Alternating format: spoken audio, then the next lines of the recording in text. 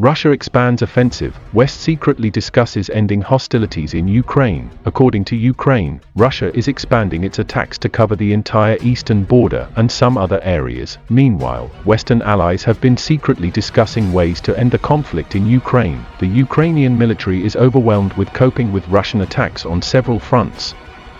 Although the main targets of the Russian attacks were the Lugansk and Donetsk regions in the east, Kharkov province in northeastern Ukraine continued to come under fire yesterday, killing at least 3 people. The governor of Donetsk, Pavlo Kirilenko, told Telegram on the 9th of July that Russia had carried out a missile attack on Drushkivka, the town behind the front line, and several other residential areas. The governor of Lugansk, Serhiy Haidai, also said that the Russian army had shelled the entire front line, although Kiev had previously hoped that the counteroffensive would destroy weapons and ammunition depots and force Russia to temporarily freeze the momentum of its advance.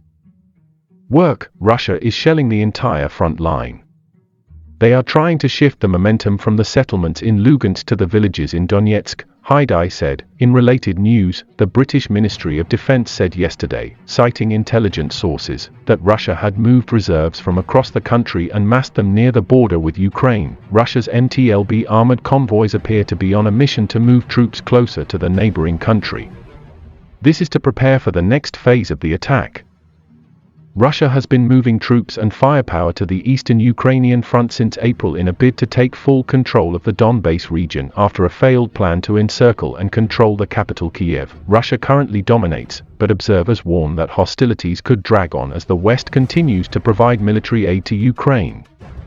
Russian President Vladimir Putin said on the 7th of July that Moscow was ready to negotiate peace with Ukraine, but accused the West of trying to prolong the conflict, which would mean tragedy for the Ukrainian people. The Kremlin leader rejected the notion that Russia was running out of resources after more than 4 months of launching a military operation in Ukraine.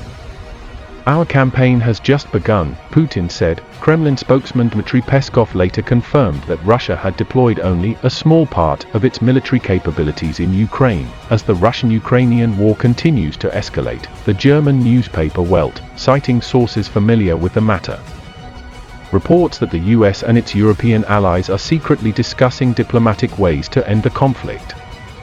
Details of the talks were not disclosed. Peace talks between Russia and Ukraine remain deadlocked.